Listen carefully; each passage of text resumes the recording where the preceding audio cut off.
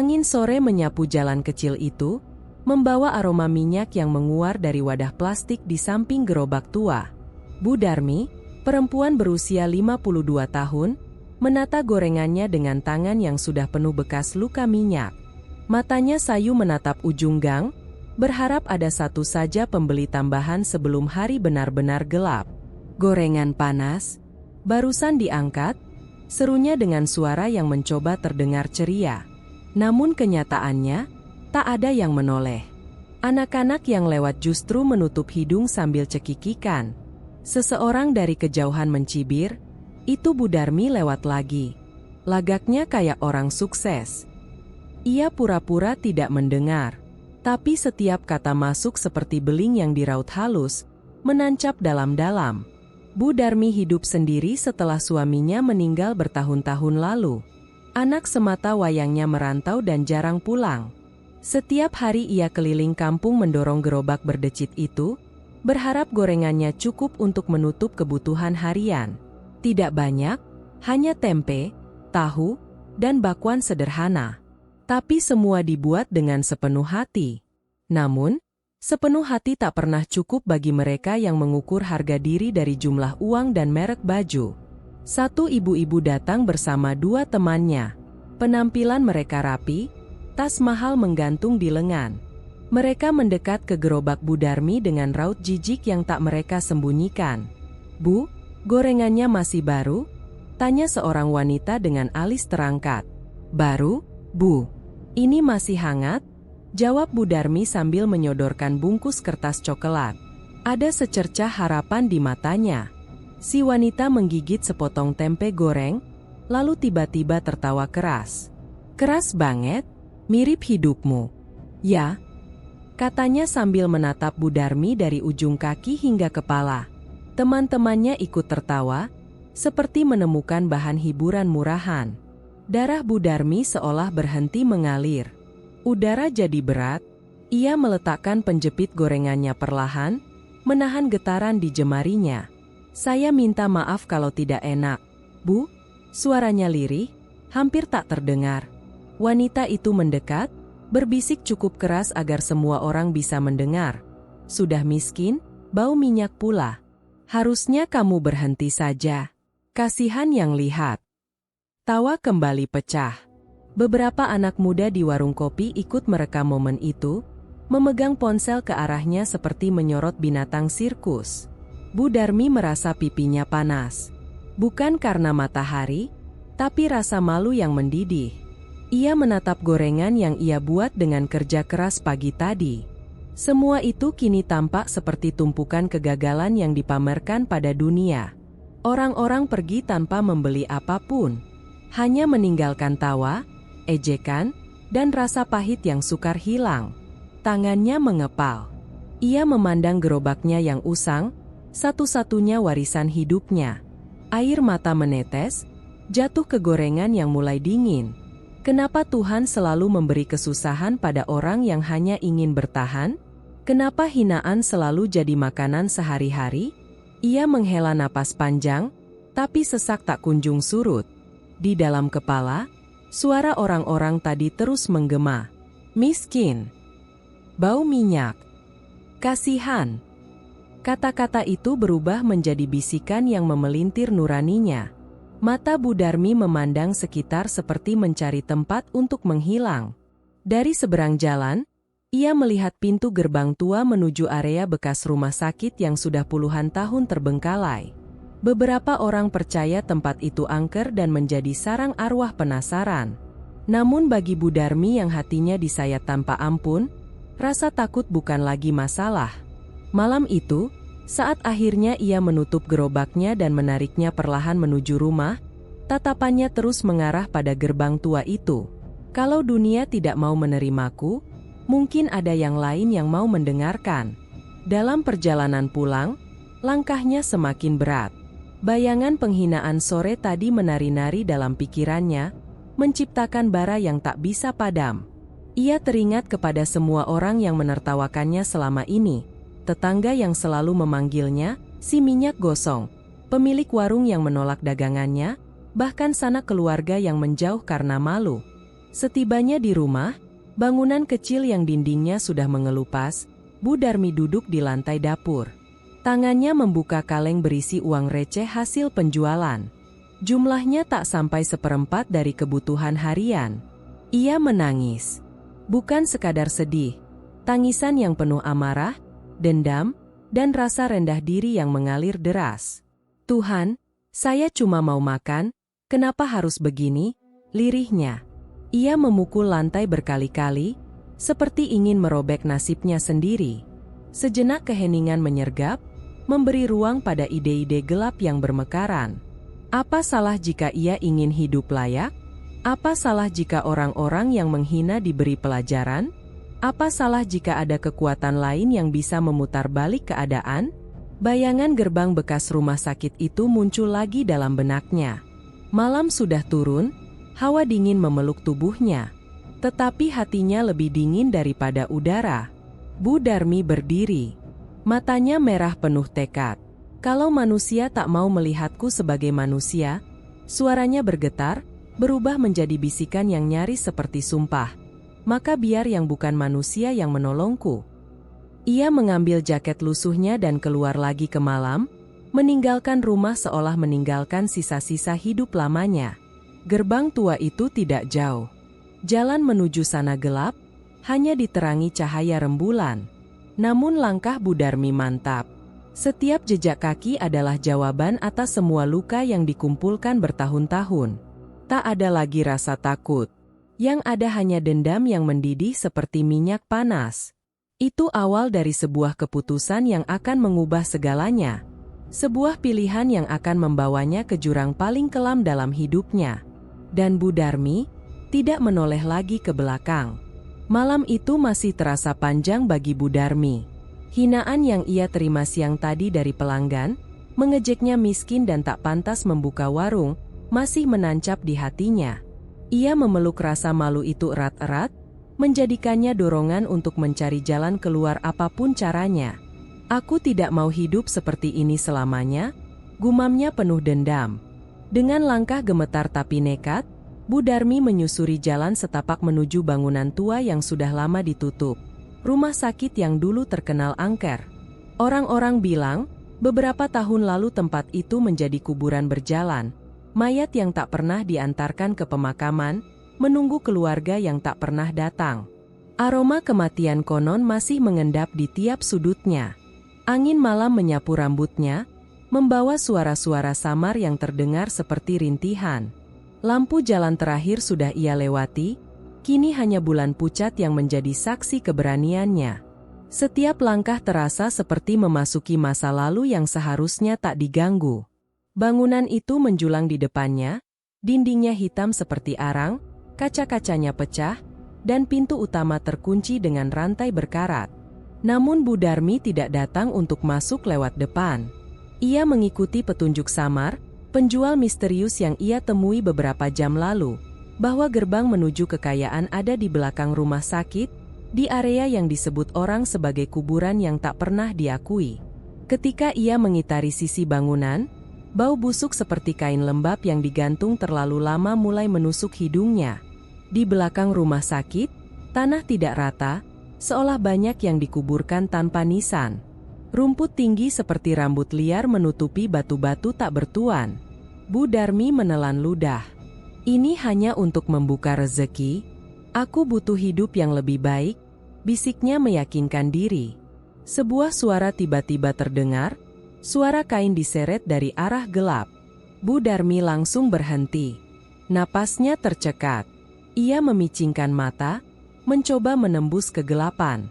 Suara itu semakin dekat, gesrek, gesrek, sesuatu, atau seseorang muncul dari balik pepohonan kering. Sesosok tubuh terbungkus kafan putih yang kotor dan robek, dengan bagian kain di kepala terurai seperti disobek paksa. Bau tanah bercampur darah basi menguar dari tubuh itu. Pocong. Namun tidak seperti pocong biasa yang hanya melompat kaku. Sosok ini, seperti menyeret dirinya sendiri, talinya robek tak terikat sempurna. Kepalanya sedikit miring, menunjukkan kulit wajah yang mengelupas, mata menghitam seperti perigi. Bu Darmi ingin lari. Tapi kakinya seolah ditancapkan ke tanah. Pocong itu berhenti tepat di depannya. Diam. Tidak ada suara. Tidak ada gerakan. Hanya tatapan menghitam yang menusuk. Kemudian, suara yang bukan berasal dari mulutnya muncul langsung di dalam kepala Budarmi. Suara rendah bagai keluhan dunia orang mati. "Apa yang kau inginkan?" Budarmi terisak, tapi ia memaksa diri bicara. Aku ingin kaya. Aku ingin warungku ramai. Aku tidak mau dihina lagi." Hening. Pocong itu kembali menatap lebih dalam. Dari robekan kafannya, Budarmi melihat ulat kecil merayap keluar lalu jatuh ke tanah. Kaya bisa, tapi harga harus dibayar. Umur pembeli dipotong sebagian. Budarmi gemetar. "Berapa? Umurku yang akan hilang. Cukup untuk membuka pintu keberuntunganmu." Pocong itu mengangkat tangannya yang masih terikat robek, dan dari tanah di sekitar muncul tangan-tangan lain, seperti mayat yang ingin ikut menyaksikan perjanjian. Tanah bergeser, mengembuskan bau membusuk yang semakin kuat. Setiap rezeki yang datang, akan ada nyawa yang ikut hilang. Bukan hanya umurmu, tapi umur mereka yang dekat dengan keberuntunganmu. Budarmi terkejut. "Siapa maksudmu?" Pocong itu tidak menjawab langsung. Ia hanya menggerakkan kepala kaku itu sedikit, menunjukkan sesuatu di belakang Budarmi. Dengan ragu ia menoleh. Di kejauhan, ia melihat bayangan anak kecil berbaju sekolah, sosok familiar yang sering bermain di depan warungnya, tersenyum polos setiap kali diberi jajanan murah. Bayangan itu memudar perlahan, meninggalkan rasa sakit di dada. Budarmi mengertakkan gigi. Ia tahu apa yang diminta. Namun pikirannya dipenuhi bayangan uang, pelanggan ramai, kehidupan baru tanpa hinaan. Tangannya mengepal. "Aku setuju." Begitu kata itu terucap, bumi di bawahnya bergetar seperti lega. Pocong itu mendekatkan wajahnya yang rusak ke telinga Budarmi. "Perjanjian dimulai saat fajar menunggu. Jangan pernah menolak rezeki yang datang." Lalu, gelap. Bayangan pocong menghilang bersama angin malam. Suara gandrung kematian memudar menjadi keheningan yang memekakan telinga. Budarmi berdiri sendiri di antara kuburan tanpa nama itu, tubuhnya masih menggigil. Namun matanya kini tidak lagi penuh ketakutan. Yang tersisa hanya ambisi. Dan di balik ambisi itu, sesuatu bernafas, menunggu untuk ditagih. Pagi menjelang. Matahari baru mengintip, tetapi Budarmi sudah siap di dapur. Tangan bergetar menyiapkan adonan tepung, namun pikirannya tertuju pada perjanjian semalam. Ia belum sepenuhnya percaya kejadian itu nyata, sampai ia melihat sehelai kain putih kotor tergeletak di dekat wajan penggorengan. Kain itu lusuh, busuk, dan ada bekas tanah menempel. "Kafan." Budarmi mundur selangkah, wajah memucat. Tapi kilatan bayangan pocong di kuburan rumah sakit tua kembali terngiang. Jangan pernah menolak rezeki yang datang. Ia menghela napas kasar, meraih kain itu dengan hati-hati, lalu mengoyaknya menjadi potongan kecil. Jemarinya gemetar saat mencampurkan potongan kafan itu ke dalam baskom gorengan tahu dan pisang. Setiap keping kain tenggelam dalam adonan, seperti menenggelamkan akal sehatnya sendiri. "Ini demi masa depan," desisnya, meyakinkan diri. Wajan mulai berdesis. Budarmi menunggu aroma yang biasa, minyak panas dan tepung gurih. Namun kini ada aroma anyir yang samar, membuat bulu kuduknya berdiri. Ia mengaduk cepat, berusaha menepis rasa takut dengan rutinitas. Begitu warung dibuka, sesuatu yang tak biasa terjadi. Pelanggannya datang tanpa henti. Bahkan orang-orang yang biasanya hanya lewat, kini berhenti dan langsung membeli banyak. Mereka makan dengan lahap, seolah rasa gorengan itu memikat jiwa.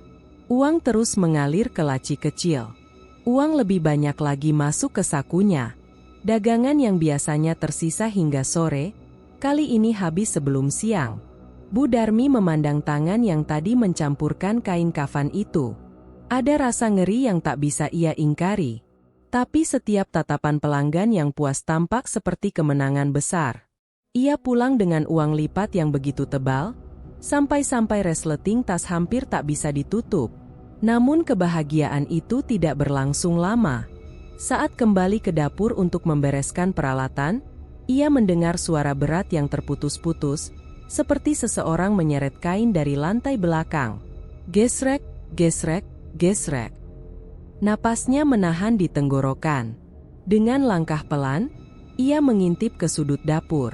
Sosok pocong berdiri di sana. Kafannya lebih robek dari semalam. Wajahnya lebih busuk. Dari lubang mata yang menghitam pekat, cairan bercampur darah perlahan menetes ke lantai. Pocong itu menatap Wajan, lalu menatap Budarmi. Tanpa suara, ia mengangkat dua jarinya ke arah Wajan kosong. Itu seperti perintah, lanjutkan. Budarmi ingin menjerit, tapi tak ada suara keluar. Ia hanya bisa mengangguk kecil, setengah takut, setengah senang. Iya, besok lagi, bisiknya.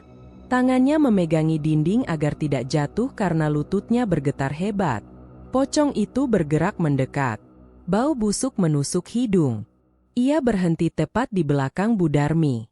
Ujung kain robeknya menyentuh kaki Budarmi, dingin seperti es liang kubur. Harga sudah mulai terbayar. Suara menggaung langsung di kepalanya. Siapa? Siapa yang membayar? Tanya Budarmi lirih. Tidak ada jawaban. Namun pocong itu menunjukkan sesuatu di luar jendela dapur. Seorang anak kecil berjalan pulang sambil sibuk memakan gorengan yang tadi dibelinya. Anak tetangga yang dikenal ceria. Budarmi menempelkan telapak tangan ke mulutnya. Tubuhnya menggigil. Sudut mata pocong itu bergerak mengikuti anak tersebut hingga menghilang di ujung jalan. Ketika kembali menatap Budarmi, pocong itu menyeringai, kalau itu bisa disebut senyum. Rezeki datang, nyawa pergi. Setelah mengatakan itu, sosoknya memudar, seperti tertelan kegelapan yang turun ke sela-sela dapur. Suara gesekan kafan menghilang, menyisakan aroma kematian yang sulit hilang dari udara. Budarmi menutup wajah. Ia tahu sudah terlalu jauh untuk mundur. Tadi pagi ia ketakutan, namun uang di sakunya membuatnya sulit merasa menyesal. Kemenangan itu manis. Namun ketakutan itu nyata. Di dalam hatinya, pertarungan sedang dimulai. Antara rasa bersalah dan keinginan hidup kaya. Saat ia menatap kembali ke Wajan yang kosong, pikirannya mulai dipenuhi satu hal. Esok harus lebih banyak. Sejak gorengan Budarmi selalu habis sebelum siang, ia menjadi lebih bersemangat membuka dagangannya. Canda para pembeli kini berubah menjadi pujian. Mereka tak lagi mencibir minyak bekas atau gorengan keras seperti dulu. Budarmi, tambah lagi ya. Saya borong 11, ujar seorang bapak parubaya dengan suara tergesa. Sebanyak itu. Budarmi memasukkan gorengan ke plastik sambil tersenyum lebar. Saya lagi doyan. Enak betul. Bapak itu tertawa, meski bola matanya terlihat agak merah dan lingkar hitam menggelayut di bawahnya. Ada yang janggal, tapi Budarmi sengaja tak memikirkannya. Belum genap 1 jam berjualan, dagangannya sudah ludes. Ketika menghitung uang, ia tertegun, jumlahnya lebih banyak dari yang ia ingat dijual. Ini, dari mana tambahan ini? Gumamnya, memandangi lembaran uang yang terasa aneh, seperti baru saja muncul begitu saja. Meski merinding, ia menyembunyikan uang itu cepat-cepat ke dalam tas, takut ada orang lain yang melihat. Sore menjelang, Budarmi mendengar suara tangis dari rumah tetangga. Ia melihat seorang ibu menggendong anak lelakinya yang tak sadarkan diri. Kenapa dia? Bu? Tanya Budarmi dari depan pagar. Si ibu terengah, wajahnya panik. Sejak tadi siang muntah terus, tubuhnya panas sekali. Tidak mau makan apapun. Ia menatap Budarmi sekilas. Padahal tadi pagi dia cuma jajan gorengan. Budarmi terdiam. Jantungnya berdetak keras. Ia melirik plastik bekas gorengan di tangan ibu itu, masih jelas merek bungkusnya. Si ibu buru-buru pergi tanpa menunggu jawaban. Bu Darmi menatap langkah mereka menjauh. Ada rasa bersalah menyelinap ke dadanya, tapi ia cepat menepisnya. "Bukan salah saya," gumamnya sambil memijat kening. "Mereka yang beli dengan suka hati." Namun hingga larut malam, suara tangis lain terdengar dari beberapa rumah. Ada suara gaduh orang membawa pasien ke klinik. Ada pula teriakan kesakitan samar yang menembus celah jendela. Desa itu mendadak terasa sakit bersama-sama. Bu Darmi memeluk tas uangnya lebih erat, seolah ketakutan uang itu hilang jika ia mengendurkan genggaman. Di dapur, ia mempersiapkan adonan lagi. Ujung kain kafan robek kini menjadi bagian ritual yang tak bisa ia hindari. Ia menghirup napas panjang dan mencampurkannya dengan lebih berani dari sebelumnya. Ketika ia tengah mengaduk, terdengar suara berat dari sudut dapur. "Bagus." Bu Darmi berhenti bergerak. Pocong itu kembali muncul, duduk membungkuk, memandangnya tanpa kedip. Lubang matanya semakin dalam seperti rongga hitam tanpa dasar. Bajunya meneteskan tanah kuburan. Ia mengusap tenggorokan dengan kain kafan bagian panjang yang melorot, lalu berkata lagi, "Mereka jatuh satu persatu, rezekimu naik setinggi langit." "Jadi, memang mereka sakit karena gorengan saya?" tanya Bu Darmi lirih. Pocong itu hanya tertawa kecil. Tawa yang tak keluar dari mulut, tapi menggema dari segala sisi dapur. Lampu berkedip-kedip saat suaranya bergema. Bu Darmi meneguk ludah. "Aku hanya ingin mereka berhenti meremehkanku." "Mereka sudah berhenti," jawab pocong itu. Senyumnya yang rusak tampak seperti luka sobek yang dipaksa menjadi lengkungan. Ia menunjuk kantong uang di meja, kemudian menghilang begitu saja, seolah ditelan udara yang beku. Keesokan harinya, banyak pelanggan datang dengan wajah pucat namun tetap memaksa membeli. "Bu, saya masih mau, tolong ya," ujar seorang pemuda sambil memijit tengkuk. Tubuh gemetaran. Bu Darmi memandangnya ragu. "Kamu tidak apa-apa." Pemuda itu menggeleng cepat. "Entah kenapa, kalau tidak makan gorengan Bu, kepala saya sakit sekali." Bu Darmi menahan napas. Ketagihan? Dependensi? Ia mulai paham apa yang sedang terjadi, tapi ia tidak mau mengakuinya. Ia menyerahkan satu kantong penuh. "Ini, banyak makannya, biar kuat." Pemuda itu langsung makan di tempat. Tubuhnya tampak rileks begitu kunyahan pertama masuk ke mulutnya. Tatapan Bu Darmi bergeser pada kerumunan lain yang mengantri. Mereka batuk, beberapa menggigil, tapi mata mereka hanya tertuju pada gorengan. Seorang ibu berseru, "Ini obat paling manjur sekarang." Orang-orang setuju sambil mengangguk, walaupun wajah mereka pucat seperti kain kapur. Bu Darmi tersenyum, senyum yang dipaksakan menutup rasa takut besar di dalam hatinya. Ia pulang dengan dagangan habis total, untuk pertama kalinya sebelum jam 11. Tas uangnya makin gemuk. Tapi malamnya, ketika ia menutup pintu dapur, ada suara bisikan tepat di telinganya. "Jangan pernah berhenti, atau kamu yang akan menggantikan mereka." Bu Darmi menoleh cepat, namun tak ada siapapun. Hanya bau tanah kuburan yang samar menguap di udara. Dan dari luar jendela, terdengar batuk serak seluruh warga. Seperti suara kematian yang mulai dekat. Siang itu udara terasa pengap. Bu Darmi baru saja menutup gerobak ketika melihat seseorang yang sangat familiar berjalan tertatih dari arah ujung gang. Perempuan bertubuh gemuk dengan rambut digelung tinggi. Wajahnya terlihat kurus dan cekung. Bu Rasti, si mulut pedas yang dulu mengejeknya di depan banyak orang. Kalimat itu masih tertanam di kepala Bu Darmi. "Gorengan kamu keras kayak hidupmu."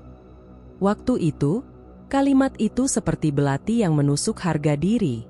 Namun sekarang, Bu Rasti terlihat seolah hidupnya jauh lebih keras daripada gorengan paling gosong sekalipun. Bu Rasti memegangi tenggorokan sambil terengah.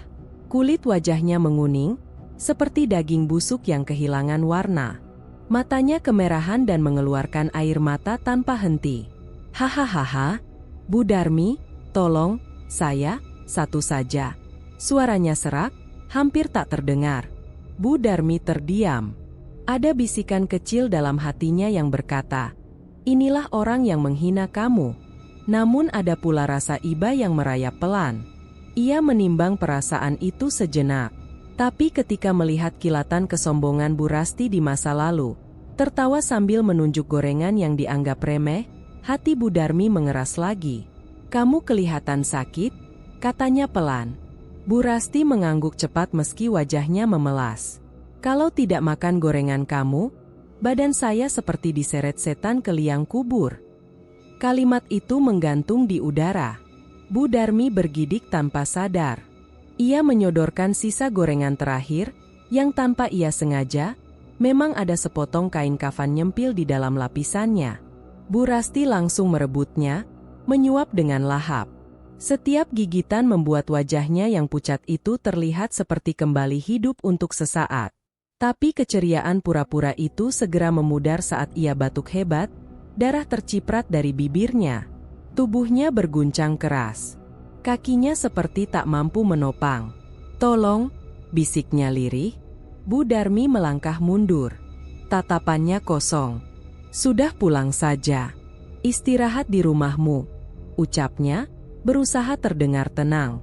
Bu Rasti mencoba berjalan namun setiap langkah seperti diseret angin panas dari neraka. Bu Darmi memperhatikan punggungnya yang semakin kecil di kejauhan. Hatinya bergolak, senang atas balasan itu, tapi sekaligus takut melihat kejamnya akibat yang ia lepaskan. Malamnya, Bu Darmi tak bisa tidur. Angin menghembuskan suara yang terdengar seperti napas seseorang yang menderita. Tok, tok, tok, terdengar ketukan di pintu belakang. Tubuh Bu Darmi mematung. Lampu dapur bergetar dan tiba-tiba padam. Dalam kegelapan, matanya masih bisa melihat sesuatu di sudut dapur. Pocong itu. Kain kafannya semakin kotor, menempel tanah basah yang menetes. Ia memegang sesuatu. Piring retak. Di atasnya, sisa gorengan milik Bu Rasti. Separuh dimakan, separuh lagi terlihat busuk dan menghitam di ujungnya, seperti daging yang terpapar racun. Pocong itu menggerak-gerakkan piring itu mendekati Bu Darmi, lalu tertawa. Tawa tanpa suara yang justru lebih mengerikan. Pundaknya naik turun seperti sedang terbahak, sementara suara tawa itu justru terdengar di dalam kepala Bu Darmi, bergaung, menusuk pikiran. "Lihat balasanmu, lihat cara dendamu bekerja." Bu Darmi meringkuk di dinding, menahan muntah saat bau busuk menyergap hidungnya. "Aku tak menyuruhnya mati," suaranya bergetar. "Kau menginginkannya. Maka kematian menuruti kemauanmu." Gerakan kain kafan pocong itu terhenti. Ia menggeleng pelan, seolah menghakimi. Kemudian ia mengangkat piring retak itu tinggi-tinggi, lalu membiarkannya jatuh ke lantai. Kraak! Terparkir di antara pecahan piring itu adalah sehelai rambut milik Bu Rasti yang menempel pada sisa gorengan. Bu Darmi menatapnya ternganga. Ini bukan sekadar penyakit. Ini pembunuhan ritual yang telah ia setujui tanpa sadar. Ketika ia kembali menatap pocong, makhluk itu kini berada tepat di hadapannya. Lubang hitam matanya seperti jurang yang bisa menelan jiwa. Korban pertama sudah setengah masuk liang. Suara itu semakin intens, seperti diseret dari dasar bumi. Dan semuanya dimulai olehmu. Bu Darmi menutup telinga. "Berhenti. Aku hanya ingin mereka sadar bahwa aku juga punya harga diri." Pocong mencondongkan wajah busuknya begitu dekat hingga Bu Darmi bisa melihat ulat kecil merayap di kulitnya. "Harga diri? Itu yang kamu sebut ketika kamu menukar nyawa seseorang?" Bu Darmi menangis, bukan sepenuhnya menyesal, tapi karena ia semakin sadar bahwa ia telah membuka gerbang yang tak bisa ditutup lagi. Pocong itu menarik napas panjang, mengeluarkan suara seperti tanah kubur yang terbelah. "Nikmati balas dendammu, Bu Darmi. Ini baru permulaan." Sesaat kemudian ia menghilang, menyisakan dingin yang merayap di tulang. Tengah malam, suara teriakan pecah dari arah rumah Bu Rasti. Tangis histeris mengisi seluruh lingkungan. Orang-orang berlarian. Ada yang mengetuk pintu Bu Darmi, memanggil untuk membantu. Bu Darmi hanya menutup telinga dengan bantal, menggigil di ranjang. Tangis itu seperti lagu kemenangan yang kejam, namun juga seperti pintu neraka yang makin dekat menuntut dirinya. Dalam kegelapan, Bu Darmi menyadari sesuatu. Dendam itu manis, tapi bayarannya mengerikan. Pagi itu, Bu Darmi kembali mendorong gerobaknya keluar rumah. Langit masih abu-abu, embun masih menempel di dedaunan, tetapi antrian pembeli sudah membentang dari ujung gang. Warga yang biasanya masih tidur, kini berdiri lemas dengan mata merah menunggu gorengan keluar dari wajan panasnya. "Ayo cepat Bu, saya pusing sekali kalau belum makan," ujar seorang remaja perempuan sambil memegangi perutnya yang terlihat kempis. "Kepalaku seperti mau meledak," keluh seorang bapak, napasnya tersengal. Bu Darmi mengamati satu persatu wajah mereka. Semua terlihat sakit, lusuh, namun rakus akan gorengan yang ia buat. Ada yang tangannya gemetar, ada yang bibirnya kering pecah, tapi tetap memaksa tersenyum. "Tenang, semua kebagian," jawab Bu Darmi, namun dengan suara terbalut kegugupan. Dalam hati ia tahu, mereka bukan kelaparan biasa. Mereka ketagihan sesuatu yang jauh lebih gelap. Minyak panas meletup, adonan turun satu persatu. Bersama selembar kain kafan yang ia selipkan halus. Tak ada yang curiga, tak ada yang peduli. Sepanjang mereka mendapat apa yang tubuh mereka minta, moral tidak lagi punya tempat di kepala siapapun. Saat siang, ketika dagangannya sudah habis, Bu Darmi menghitung uang di rumah. Ia menghela napas panjang tak percaya. Uang itu berlipat dari jumlah yang ia tahu terjual. Lembaran-lembaran baru bermunculan dari sela-sela dompetnya seperti berkembang biak sendiri. Ia menumpuk semuanya di atas meja dapur. Rezeki yang tidak ada habisnya. Ia berkata lirih, suaranya campuran antara syukur dan syok. Namun setiap lembar itu terasa dingin di kulit, seperti disentuh tangan mayat. Ketika ia hampir tersenyum puas, sesuatu bergerak di sampingnya. Pocong itu berdiri di dekat tumpukan uang, kepalanya miring seperti burung yang mencermati mangsa. "Hanya segini? Kamu bisa lebih kaya dari ini." Bu Darmi tersentak mundur. "Aku sudah melakukan apa yang kau minta." Pocong itu tidak menjawab. Ia mengusap uang-uang itu dengan kain kafannya. Aneh, setiap sentuhan membuat jumlah uang bertambah lagi.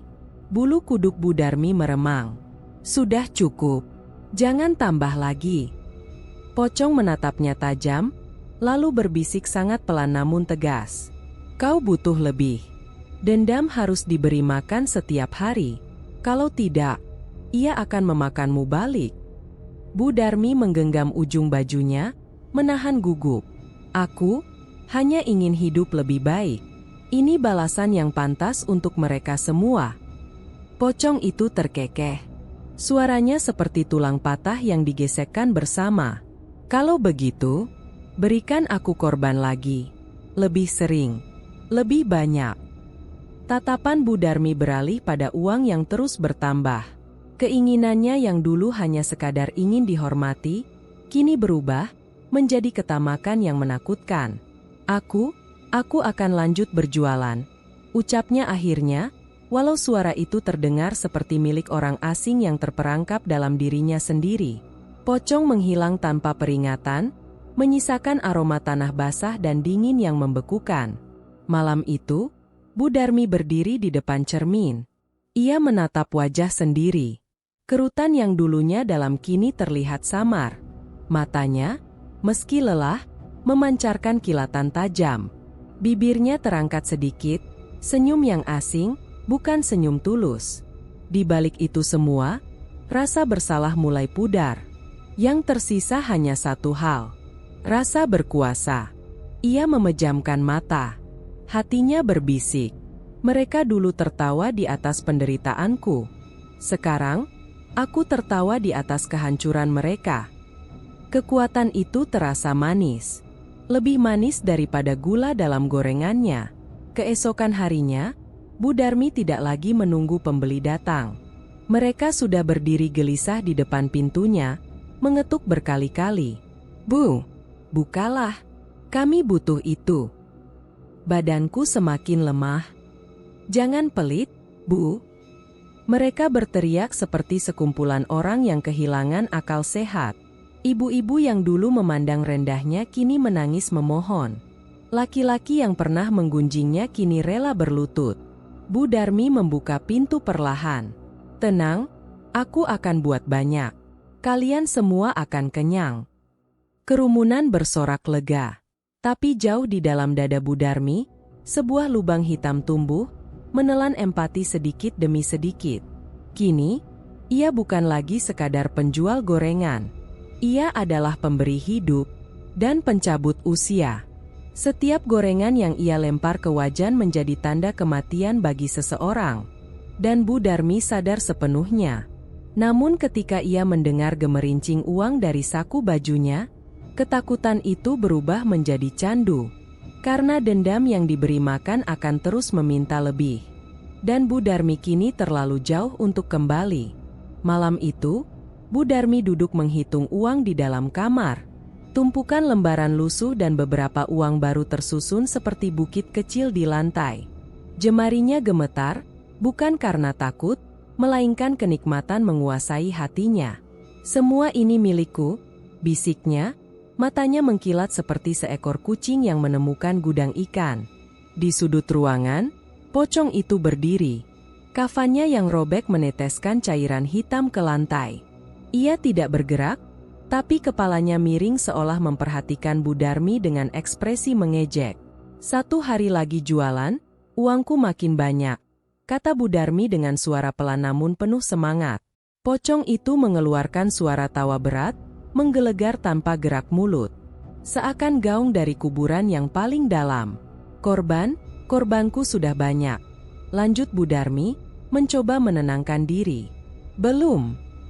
Suara itu bukan datang dari tenggorokan pocong, melainkan langsung menghantam kepala Bu Darmi. Seperti bisikan setan yang menyusup lewat pori-pori kulit. Bu Darmi menoleh cepat. Apa maksudmu belum? Orang-orang yang membeli gorengan itu, mereka sudah batuk darah. Ada yang kejang-kejang. Itu baru awal. Suara itu menggema lagi. Kau harus menentukan target selanjutnya. Bu Darmi terdiam. Dalam hatinya muncul sekilas bayangan wajah-wajah yang selama ini meremehkannya. Tetangga yang menyindir, pembeli yang menawar dengan congkak, bahkan saudara jauh yang pernah memanggilnya ibu gagal. Hatinya berdegup, bukan karena takut, melainkan keberanian baru yang dipelihara oleh kebencian lama. Aku ingin mereka merasakan akibatnya, gumamnya. Kedua matanya menajam seperti mata elang mengincar mangsa. Keesokan harinya, warung Bu Darmi kembali ramai. Namun kali ini, ia tidak lagi hanya menunggu nasib menentukan korban. Ia mengamati satu persatu wajah para pembeli, mengurutkan mereka dalam daftar hitam di kepalanya. Seseorang maju ke antrean, wanita bertubuh besar yang dulu sering mengejek gorengannya gosong. Bu, tambah 5 ya. Katanya dengan tertawa nyaring, tanpa rasa bersalah. Bu Darmi membalas dengan senyum manis. Senyum palsu yang lebih tajam dari silet. Tentu, Bu. Yang paling renyah ya, katanya, mengambilkan beberapa potong gorengan kafan. Tangannya bergerak cepat namun penuh makna gelap. Tanpa malu, ia bahkan menaburkan serpihan kain kafan yang terjatuh dari pocong ke dalam piring pembeli itu. Wanita itu pergi sambil tertawa, tak sadar ia membawa racun menuju kehidupannya sendiri. Pelanggan berikutnya muncul. Laki-laki yang dulu mengumpat karena pernah dapat gorengan dingin. 5.000. Cepatlah, bentaknya. Bu Darmi menunduk sedikit, tetapi bibirnya kembali mengukir senyum sinis. Iya, Pak. Terima kasih sudah datang lagi. Ia tidak lagi merasa bersalah. Tidak lagi terbayang wajah-wajah orang yang sengsara karena dagangannya. Yang ada justru rasa puas, sangat puas. Setiap kali ia menyerahkan gorengan, pocong itu muncul di sudut matanya, seperti penjaga toko neraka. Ia tidak perlu kata-kata lagi. Mata pocong itu sudah menjadi pengingat bahwa kebalikannya dari kepatuhan adalah kematian. Untuknya, malam menjelang. Warung ditutup. Bu Darmi kembali ke rumah sambil membawa hasil yang jauh lebih besar dari sebelumnya. Ia duduk lagi di kamar, menata uang, tapi kini ada ritme lagu dalam gerakan tangannya. Seolah menghitung dosa menjadi permainan yang menyenangkan. Besok, aku mau lebih banyak lagi, katanya sambil terkekeh. Pocong itu muncul lebih dekat. Kafannya kini seperti akar yang menjulur di lantai kamar. Bu Darmi tidak mundur. Ia menatap makhluk itu, tanpa gentar sama sekali. Kau mau korban? Katanya. Akan kuberikan. Semuanya. Selama aku tetap kaya. Pocong itu bergerak sedikit. Kain kafannya berdesir seperti sayatan angin di liang kubur. Bagus. Suaranya terdengar seperti geraman kerikil yang dihancurkan. Bu Darmi mengangguk pelan. Wajahnya kini bukan lagi wajah pedagang kecil yang dicemooh. Itu adalah wajah seseorang yang rela menukar nuraninya dengan kekayaan instan. Korban bukan lagi hanya yang membeli. Mulai malam itu, ia sudah memutuskan. Siapapun yang pernah membuatnya terluka, akan menjadi sasaran. Dan di balik kemarahan yang dibungkus uang itu, satu hal makin jelas. Rasa takutnya sudah mati, yang hidup kini hanyalah ketamakannya. Pagi itu desa diguncang kabar duka bertubi-tubi. Satu demi satu, warga yang dulu membeli gorengan Bu Darmi kini terbaring di rumah masing-masing. Napas berhenti dengan wajah pucat dan mata membelalak seolah menyaksikan sesuatu yang mengerikan sebelum ajal menjemput. Dalam satu hari saja, 4 orang meninggal. Lalu 2 lagi menyusul malamnya. Suara ambulans, tangis keluarga, dan doa kematian menggema terus-menerus, seperti lonceng neraka yang berdentang tanpa henti. Bu Darmi yang biasanya riang saat membuka warung, kini duduk kaku di beranda. Dia memandang warga yang lalu lalang dengan wajah tegang dan penuh curiga. Mereka, mati karena apa? Bisiknya pelan. Tidak ada jawaban. Tapi pikirannya langsung kembali pada gorengan kafan, pada syarat pesugihan yang ia setujui. Ia tahu benar itu bukan kebetulan. Namun, ketika uang begitu banyak hadir dalam hidupnya, rasa bersalah seperti tidak diundang untuk datang. Sore itu, seorang pemuda berlari menuju warungnya. Bu, tahu Pak Warto? Barusan meninggal juga. Lagi. Suara Bu Darmi tercekat. Pemuda itu mengangguk, terengah-engah. Iya, Bu, katanya batuk darah, terus mendadak kejang. Ya Tuhan, Bu Darmi memeluk tangannya sendiri. Bulu kuduknya berdiri. Pemuda itu menatap warung Bu Darmi sekilas, dan hanya 1 detik tatapan itu sudah membuatnya curiga. Mbak, Bu Darmi dagangannya enak sih. Tapi kenapa semua yang sering beli di sini malah sakit ya? Gumamnya lirih sebelum pergi. Bu Darmi mengelus tengkuknya.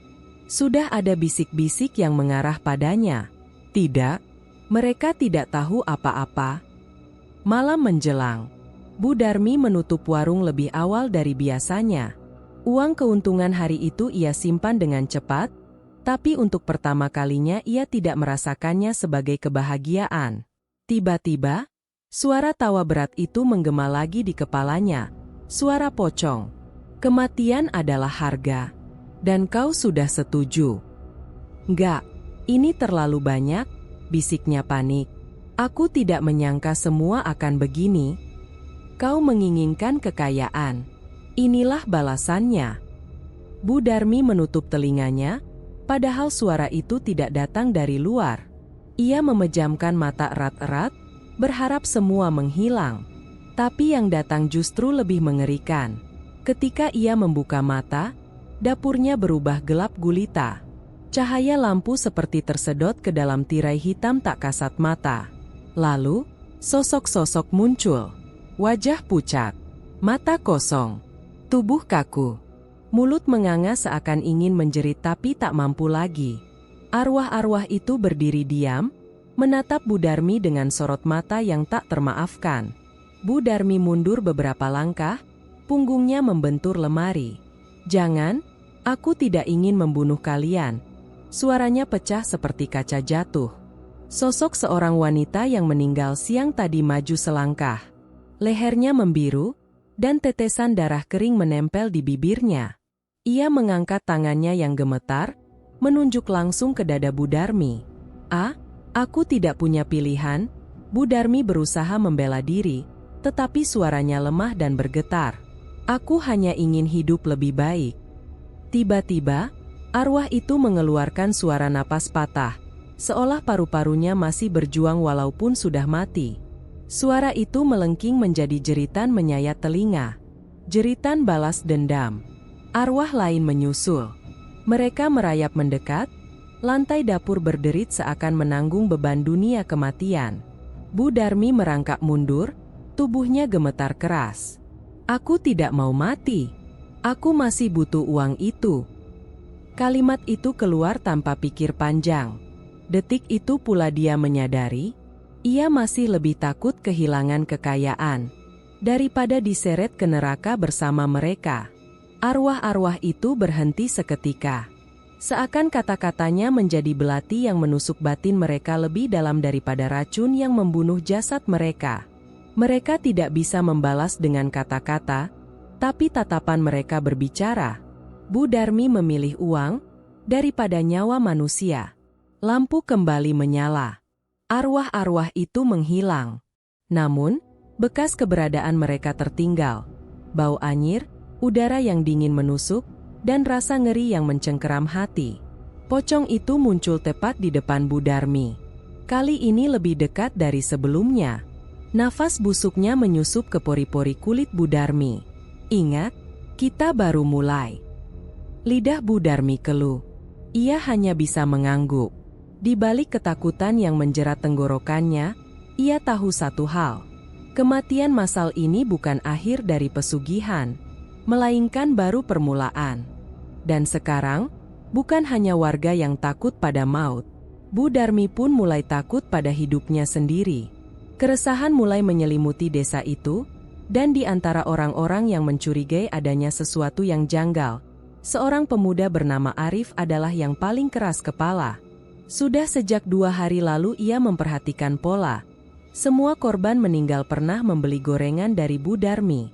Ia tidak punya bukti, tapi kecurigaan itu terlalu kuat untuk diabaikan. Malam itu, ketika desa mulai lengang dan suara jangkrik menggantikan keramaian siang, Arif menunggu di tikungan tempat Bu Darmi biasanya mendorong gerobaknya pulang.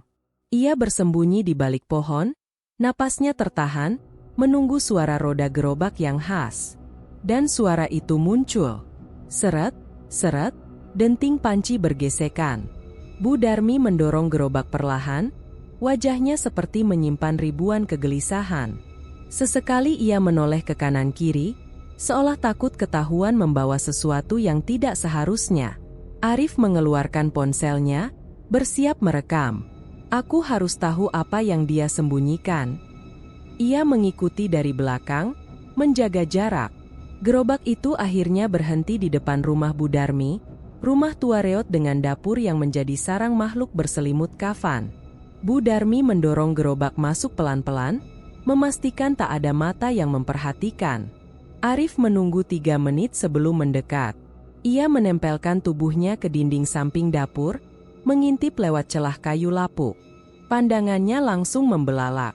Bu Darmi membuka kuali besar, tapi bukan untuk mencuci alat dagang. Di dalamnya, sepotong kain kafan kotor mengapung seperti daging rendam.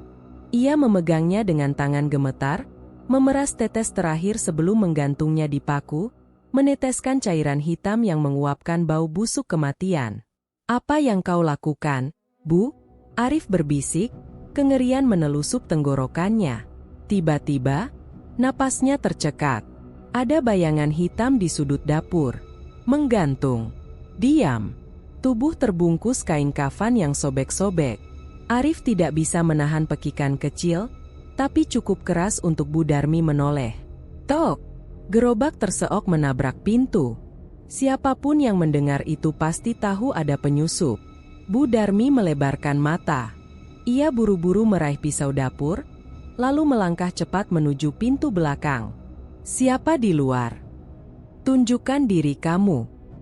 Arif mundur perlahan, tetapi kakinya menginjak ranting. Krek!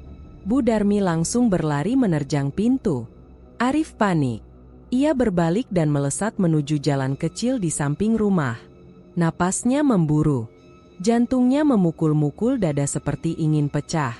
Bu Darmi mengejarnya tanpa peduli usia tuanya. Dendam dan ketakutan membuat tubuhnya sekuat baja. "Berhenti!" teriaknya. Pisau di tangan siap melayang. Arif menengok ke belakang, dan saat itu juga ia terpeleset lumpur. Tubuhnya jatuh menghempas tanah keras. Ponsel terlempar jauh. Bu Darmi langsung menindihnya, pisau terarah tepat ke leher. "Kau tidak boleh tahu apa yang terjadi di sini." Suaranya pecah, setengah teriak, setengah memohon. "Bu, saya cuma..." Belum sempat Arif menyelesaikan kalimat, angin dingin menyapu punggung mereka. Suara kain terseret menyeruak dari kegelapan. Dan muncullah pocong itu. Tepat di belakang Bu Darmi. Mata Arif melebar, menatap horor yang tak bisa dijelaskan kata-kata. Sosok itu menunduk dengan kepala miring, lalu melompat, gerakannya cepat dan brutal. Brak! Bu Darmi terpental. Pisau terlepas dari tangannya. Pocong menghantam Arif, mencengkeram bahunya dengan jari-jari yang sobek dan berlumur darah hitam. Pemuda itu menjerit, mencoba melepaskan diri, tetapi cengkeramannya terlalu kuat. "Bu, tolong!" Arif memohon, air mata mengalir tanpa malu. Bu Darmi hanya bisa duduk terpaku, tubuhnya bergetar melihat bagaimana pesugihan itu melindungi rahasianya dengan kekerasan yang lebih gelap dari niat buruk manusia. Pocong menundukkan kepalanya ke arah Arif. Dari celah kain kafan, terdengar suara napas basah dan berat, seolah rongga dada kosong itu masih memaksa bekerja. "Yang tahu, mati." Itu bukan bahasa manusia. Tapi Bu Darmi mengerti. Dalam satu gerakan keji, pocong itu meremukkan leher Arif. "Kraa!" Jeritan terputus seketika. Kepala Arif terkulai lemas. Tubuhnya diseret, menghilang ke arah dapur, meninggalkan jejak lumpur dan darah di tanah. Bu Darmi hanya sanggup menutupi mulutnya, tangis tertahan meronta keras. Ia ingin berteriak, tapi suara tidak keluar. Ia ingin menolong, tapi ketakutan menancap terlalu dalam. Pocong menoleh ke arah Bu Darmi. "Jaga rahasia, atau ganti kau yang mati." Lalu ia menghilang seolah ditelan malam. Bu Darmi merangkak menuju ponsel Arif yang jatuh tidak jauh dari tempat kejadian. Dengan jari gemetaran, ia memeriksa rekaman. Untungnya, hanya beberapa detik gerakan kabur, belum cukup untuk menjadi bukti. Ia mematikan ponsel itu dan menyembunyikannya ke dalam gerobak. Mulutnya bergetar, tubuhnya berkeringat dingin. Rahasia itu hampir terbongkar. Dan nyawa satu orang lagi hilang untuk menutupinya. Bu Darmi menatap ke arah dapurnya, tempat pocong itu menghilang. Dalam hatinya, ada jeritan yang tak bisa didengar siapapun. "Apa aku masih bisa berhenti?" Tetapi jawabannya sudah jelas. Ketika rahasia dijaga oleh kematian, tidak ada jalan kembali.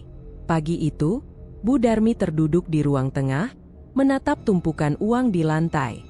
Lembaran-lembaran itu berserakan seperti daun yang jatuh dari pohon kehidupan orang lain. Tangannya gemetar ketika menyentuhnya. Setiap lembar memiliki harga yang terlalu mahal untuk dihitung dengan nurani. Tapi ia tetap menghitungnya. 100.000, 200, 300. Tok, tok, tok. Suara ketukan membuatnya terlonjak. Ia buru-buru menutupi uang-uang itu dengan kain sprei kusam sebelum berlari membuka pintu. Seorang bocah laki-laki berdiri di sana. Tubuhnya kurus, memakai kaos merah dan celana pendek yang sedikit kebesaran.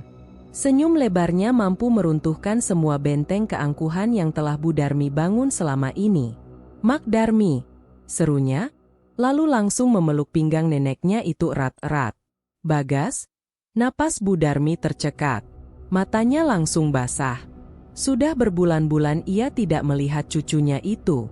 Sejak ibunya, anak tunggal Budarmi, meninggal karena kecelakaan, Bagas tinggal bersama tetangga jauh. Sekarang, entah bagaimana, bocah itu ada di sini. Di tengah semua kegelapan yang mengurung hidup Budarmi. Aku kangen banget, Mak. Bagas tersenyum sambil menengadah. Senyum yang menghangatkan jiwa. Budarmi membalas senyum itu dengan bibir bergetar. Mak juga kangen. Sangat kangen. Setelah memasukkan cucunya ke rumah, ia menatap sekitar dengan waspada. Tidak ada yang mengikuti. Tidak ada yang melihat. Ia menutup pintu dengan cepat. Bagas langsung mengambil posisi duduk di dapur, memandangi wajan besar, panci, dan gorengan yang tersisa. Mak masih jualan? Aku mau makan gorengan, Mak. Mendengar itu, jantung Budarmi seperti diremas. Ia teringat semua yang terjadi. Warga jatuh sakit, arwah yang mengintai, darah yang terus menetes dari perbuatannya. Dan kini, bocah ini, satu-satunya alasan ia ingin hidup bahagia, bisa jadi korban terburuk. Tidak. Budarmi hampir berteriak. Bagas kaget dan menatapnya bingung. Aku belum bikin lagi. Nanti saja. Ya? Ia cepat mengalihkan. Sekarang mandi dulu. Lalu Mak buatkan nasi goreng saja. Bagas mengangguk tanpa curiga lalu masuk ke kamar mandi. Begitu pintu tertutup, Budarmi memelototi wajan besar itu seolah benda tersebut bisa berubah menjadi mulut iblis yang siap menelan keluarganya sendiri. Aku tidak akan biarkan dia tersentuh kutukan ini, bisiknya. Tapi hawa dingin tiba-tiba menyusup ke punggungnya.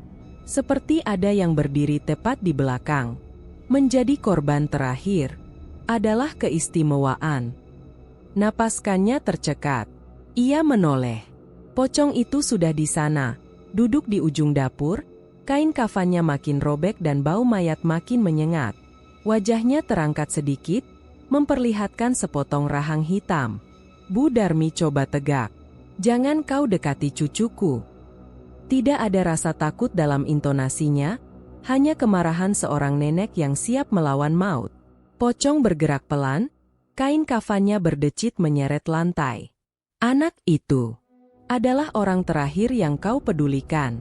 Tembuskan garis itu, maka semua balas dendam selesai. Tidak. Budarmi membanting panci ke lantai hingga bunyinya memecah udara dingin. Aku tidak akan biarkan dia mati. Pocong terdiam sejenak. Lalu suara tawa berat itu pecah, menghantam dinding rumah dan memantul ke penjuru ruangan seperti gema neraka. Kau berpikir masih punya pilihan? Tawa itu mengeringkan tenggorokan Budarmi. Ia mundur, tubuhnya gemetar, bukan ketakutan terhadap makhluk itu saja, tapi ketakutan akan kebohongan yang selama ini ia tutup-tutupi dari dirinya sendiri. Begitu ia menerima kekayaan itu, ia sudah menjual seluruh masa depan keluarganya. Pintu kamar mandi terbuka, Bagas muncul sambil mengeringkan rambutnya. Mak ngomong sama siapa? Budarmi buru-buru menghalangi pandangannya ke arah pocong. Tidak, Nak. Mak cuma lagi ngomong sendiri. Bagas terkekeh kecil. Mak aneh, deh. Lalu ia berlari menuju meja dapur. Aku lapar. Jangan sentuh apapun di dapur. Budarmi memeluk Bagas kuat-kuat hingga bocah itu meringis. Mak, sakit? Budarmi melepasnya perlahan. Maaf, Mak Mak nggak mau kamu kenapa-kenapa. Bagas menatapnya bingung. Aku cuma mau makan. Budarmi menelan ludah. Mak bikinkan nasi goreng. Tapi kamu duduk di sini. Jangan ke dapur. Iya. Bagas mengangguk pelan, masih dengan ekspresi bingung. Ia tidak tahu apa yang sedang direncanakan oleh nasib kejam atas hidupnya. Sementara itu, pocong tetap duduk di ujung dapur, diam seperti batu nisan yang menunggu waktu pemakaman. Ia tidak bergerak, tetapi tatapan di balik kain kafannya menancap dalam-dalam di punggung Budarmi. Suara panci, minyak, dan sendok bergesekan terdengar. Tapi ada suara lain. Detak jam berdetak lebih keras, seolah menghitung mundur, menuju sesuatu yang tidak bisa lagi dihentikan. Setiap kali Bagas tertawa ringan atau mengepakkan kakinya di kursi, pocong itu mengangkat tubuhnya sedikit lebih tinggi. Seakan ia sedang menilai, seberapa lama lagi cinta seorang nenek bisa melawan kutukan? Bu Darmi menggenggam spatula erat-erat. Matanya berkaca-kaca. Ia sadar, mulai hari ini, hidupnya bukan lagi tentang balas dendam. Hidupnya adalah tentang menyelamatkan cucunya dari hasil perbuatannya sendiri. Dan itu bisa berarti menghadapi iblis atau menggantikannya menjadi iblis yang lebih kejam. Agar Bagas tetap hidup, hari semakin gelap bagi nurani Bu Darmi. Dari dapur yang sempit itulah segalanya bermula, dan kini dapur itu telah menjadi ruang sakral bagi dosa yang tak terhitung jumlahnya. Kuali besar yang dulu ia gunakan untuk mencari nafkah kini menjelma menjadi altar kematian. Kain-kain kafan yang digantung di sudut dapur berayun pelan setiap kali angin lewat, seolah roh-roh tersiksa sedang menghembuskan rasa sakit mereka ke dinding rumah. Namun, di tengah semua itu, ada Bagas. Ia duduk di ruang tengah sambil menggambar dengan krayon murahan, tak tahu bahwa setiap garis yang ia buat mungkin akan menjadi satu-satunya kenangan yang tertinggal jika iblis benar-benar menang. Bu Darmi berdiri membelakangi cucunya, menatap kuali yang permukaannya gelap dan dingin. Ia bergidik. Setiap malam, uang di laci terus berlipat. Tapi itu tidak lagi membuatnya tersenyum. Yang ia lihat sekarang hanyalah pengingat bahwa itu semua terbuat dari nyawa. Ketika tangannya mulai gemetar, suara itu muncul lagi. Kau masih bisa lebih kaya. Pocong itu menggantung di langit-langit, seperti kelelawar gigantis yang siap menerkam. Bau busuk mayat merembes ke udara, menusuk hidung dan membangkitkan rasa mual. Mau sampai kapan kau berpura-pura tidak ingin balas dendam lagi? Bisiknya lirih namun terdengar sangat jelas. Aku cuma ingin Bagas tetap hidup, jawab Bu Darmi sambil menunduk. Suaranya pasrah. Pocong itu menundukkan kepala lebih dalam, menunjukkan bagian tubuhnya yang robek. Luka-luka itu serupa sejarah kematian yang keji. Maka kau harus terus memberi makan aku. Kata-kata itu menghantam pikiran Bu Darmi seperti palu yang menghancurkan mimpi masa depan. Ia menelan ludah, memejamkan mata, lalu membuka lemari tempat ia menyimpan kain kafan bekas. Tangannya gemetar ketika menyentuh gulungan kain itu. Kalau aku berhenti, apa yang akan terjadi pada Bagas? Tanyanya lirih, meski ia sudah tahu jawabannya. Pocong tersenyum, atau setidaknya tampak seperti itu, mengingat wajahnya hampir sepenuhnya tertutup kain. Darah dia akan jadi ganti. Bu Darmi mundur beberapa langkah, tubuhnya melesu. Di saat yang sama, terdengar suara tawa kecil Bagas dari ruang tengah. Tawa bahagia yang begitu polos, seolah dunia tidak pernah mengenal keburukan. Suara itu membuat hati Bu Darmi merintih, karena justru itulah yang ingin dilindungi oleh semua kejahatannya, dan mungkin juga yang akan ia korbankan secara tak langsung. Aku bisa menyasar orang lain, gumam Bu Darmi, nada suaranya memecah keheningan dapur. Pocong seperti menunggu kalimat itu muncul. Ada yang selalu memandang rendah aku, lanjutnya. Tetangga sebelah, yang suka bilang aku tidak pantas tinggal di lingkungan ini. Ia menatap kuali, dan dalam pantulan permukaannya yang menghitam, ia melihat versi dirinya yang telah dipelintir oleh penderitaan. Mata mengeras, wajah penuh hawa dendam. Bagas mendekat sambil membawa kertas gambar. Mak, lihat. Aku gambar Mak lagi jualan gorengan. Bu Darmi memaksakan senyum. Bagus sekali, Nak. Tapi ia menyembunyikan kuali dan kain kafan dari pandangan cucunya, seolah itu bisa menghapus kebenaran yang lebih besar. Bagas menunjuk gambar lain. Dan ini, Mak lagi dapat uang banyak. Mak pasti senang. Ya? Bu Darmi menggenggam kertas itu. Tangannya bergetar, dan air mata menetes tanpa bisa ditahan.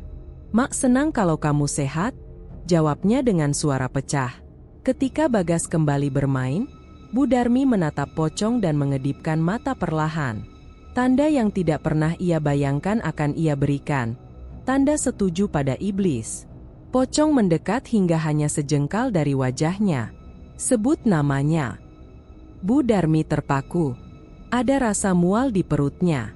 Namun ia tetap mengucapkannya. Bu RT. Orang yang paling sering meremehkanku selama ini. Pocong mengangguk kecil. Puas. Lebih banyak. Biar tak perlu memilih antara kaya dan anak itu. Ucapan itu seperti jerat yang melingkar semakin kuat di leher Bu Darmi. Ia tahu, semakin banyak nyawa yang ia serahkan, semakin aman Bagas, untuk saat ini. Malamnya, Bu Darmi mempersiapkan gorengan dengan tangan bergetar. Kain kafan direbus dalam air hitam yang mendidih, lalu dililitkan tipis pada satu potong tahu. Suara minyak meletup-letup, seolah menertawakan moral yang semakin tenggelam. Bagas mengintip dari pintu dapur. "Mak, kok mak masak malam-malam?" Bu Darmi segera menutupi kuali dengan tutup panci. "Kamu jangan masuk." "Kenapa, Mak?" Karena ini berbahaya." Bu Darmi menunduk. "Semua ini berbahaya." Bagas berdiri terpaku, merasakan ada yang tidak wajar dari nada suara neneknya. Bu Darmi menatap cucunya, dan untuk pertama kalinya ia melihat sesuatu pada dirinya sendiri. Ia telah berubah menjadi sosok yang bahkan bisa menakuti keluarganya sendiri. Namun, di balik semua keraguan, ketakutan untuk kehilangan Bagas jauh lebih besar daripada rasa bersalah. Dan itu yang membuatnya kembali melangkah pada jalan gelap, jalan yang ia pilih sendiri. Satu potong tahu kafan untuk Bu RT. Satu lagi untuk tetangga lainnya. Dan satu lagi, apapun demi Bagas tetap hidup. Pocong menatapnya dari sudut dapur, tubuhnya naik turun seperti sedang menahan tawa keji. "Kau sudah tidak bisa berhenti lagi." Bu Darmi menunduk, seolah mengakui bahwa kata-kata itu adalah kebenaran. Dan malam itu, dosa yang ia kira sudah mencapai puncak, ternyata baru saja membuka pintu ke jurang yang lebih dalam. Suara hujan deras mengguyur malam itu, menenggelamkan suara-suara lain di kampung kecil itu. Air mengalir di sela genting rumah Bu Darmi, menetes cepat ke ember tua yang ia taruh di tengah dapur. Ia mondar-mandir, wajahnya pucat, mata merah akibat begadang terlalu sering. Di meja dapur, gorengan-gorengan panas masih mengepulkan aroma gurih. Aroma yang dulu ia banggakan, kini membuatnya ingin muntah. Ia terus menatap ke arah ruang tamu, tempat cucunya, Denny, anak laki-laki 10 tahun yang begitu ia sayangi, sedang tertidur beralaskan tikar. Denny baru 2 hari tinggal bersamanya. Selama itu, Bu Darmi mati-matian menyembunyikan semua dagangannya dari anak itu. Ia bisa menerima puluhan korban tak bersalah, tapi tidak darah dagingnya sendiri. Namun malam ini, Bu Darmi ceroboh. Ia terlalu sibuk memadamkan bisikan-bisikan arwah yang terus muncul. Para korban gorengan kafan yang menuntut balas. Suara mereka mendesis dari sudut ruangan, "Giliranmu segera, giliran keluargamu." Bu Darmi menutup telinga, tapi suara itu tidak pernah benar-benar hilang. Ketika ia berbalik untuk memindahkan baki gorengan, perutnya serasa dijatuhkan dari ketinggian. Baki itu kosong. Jantungnya memukul tulang rusuk. Ia menoleh ke ruang tamu. Denny duduk, sambil mengunyah pelan gorengan terakhir di tangannya. "Den, kamu makan apa?" Suara Bu Darmi meledak, membuat bocah itu kaget dan batuk tersedak. "Bu, lapar, saya ambil satu." "Enak banget, Nek," jawab Denny polos, tak menyadari neraka yang baru masuk ke tubuhnya. Bu Darmi langsung merampas sisa gorengan dari tangan cucunya dan melemparnya ke lantai. Kedua tangannya gemetar hebat. Nafasnya terengah seperti orang kehabisan udara. "Buang itu. Muntahkan. Cepat." Ia mengangkat tubuh cucunya dan mengguncangnya. "Au! Nek, sakit." Denny menangis. Namun tangisan itu berubah seketika menjadi erangan aneh. Tubuh kecilnya kejang, kedua matanya memutih. "Ya Allah, Jangan, bukan kamu. Gumam Bu Darmi, suaranya pecah. Dari balik tirai, pocong muncul pelan. Kafannya berlumur minyak hitam pekat, robek di bagian dada hingga memperlihatkan kulit mayat busuk di dalamnya. Tawa renyah dan dingin terdengar, seperti tulang beradu keras. Hehehe. Akhirnya kau memberikan yang paling berharga. Suara itu menggaung meskipun mulut pocong tertutup kain. Bu Darmi memelototkan mata, lalu berlutut di samping cucunya. Tubuh Denny sudah mulai memucat, keringat dingin menetes deras. Kulitnya menegang seperti diselimuti lapisan aneh. Jangan dia. Aku buat deal lagi. Nyawaku. Ambil nyawaku. Teriak Bu Darmi dengan suara pecah yang memenuhi dapur. Pocong melayang semakin dekat. Sudah terlambat, bisik makhluk itu. Denny meronta. Nafasnya memburu. Kemudian ia meraih lengan neneknya begitu kuat, kuku-kukunya mencakar dalam hingga darah memercik. Nek, Denny berusaha bicara. Suaranya serak dan sakit. Tolong. Tangisan Bu Darmi tak terbendung. Maafkan Nek, Den, maafkan. Tubuh Denny tiba-tiba melengkung, dan dari mulutnya memuncrat cairan hitam pekat yang berbau busuk seperti bangkai basah. Cairan itu menodai lantai dan kaki Bu Darmi. Bocah itu menjerit seperti tali pita, suaranya robek. Arwah-arwah korban yang bergentayangan di dapur mendekat berkerumun, menatap seperti sedang menyaksikan keadilan terbalas. Suara mereka saling bertindih. Kau pikir dosamu bisa dibagi? Bayarnya lunas? Dengan keluarga sendiri? Bu Darmi tersuruk, wajahnya hancur oleh rasa takut, penyesalan, dan kebencian pada dirinya sendiri. Aku sudah lakukan semua ini, untuk hidup kita lebih baik, untuk kamu.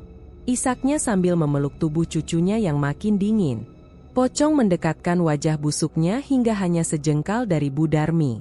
Dan lihat, betapa baiknya nasib kalian sekarang. Tawa horor itu kembali pecah, menggema seluruh dapur. Sekujur tubuh Denny mengecilkan gerakan. Tidak ada lagi jeritan. Tidak ada lagi rontaan. Tubuhnya hanya tersisa guncangan napas yang makin lemah. Makin lambat, sampai akhirnya berhenti. Ini. Bu Darmi memeluk tubuh cucu satu-satunya itu erat-erat. Air hujan masih menetes dari langit-langit, tapi rasanya seperti seluruh dunia berhenti bernafas. Kau puas? Bu Darmi berkata dengan suara berat, mata menyala penuh amarah. Kalau memang ini maumu, aku akan kubuat kau merasakan penderitaan yang lebih. Pocong hanya miringkan kepala. Teruskan saja. Bukankah kau yang membuka jalan? Suaranya senyap, lebih menakutkan daripada teriakan. Bu Darmi menatap cucunya, menatap wajah yang tak lagi berdaya. Pipi bocah itu dingin. Tubuhnya sudah mulai kaku. Dalam kepala Bu Darmi, hanya ada satu keinginan tersisa. Membalas. Tidak pada orang lain. Tidak pada warga. Tapi pada makhluk yang menjeratnya ke dalam dosa ini. Dan untuk balas dendam itu, ia tahu ia harus melanggar semua yang sudah ia sepakati. Malam itu, suara hujan menjadi saksi bagaimana cinta terakhir yang tersisa dalam hidup Bu Darmi telah direnggut, dan menyulut api yang jauh lebih mengerikan.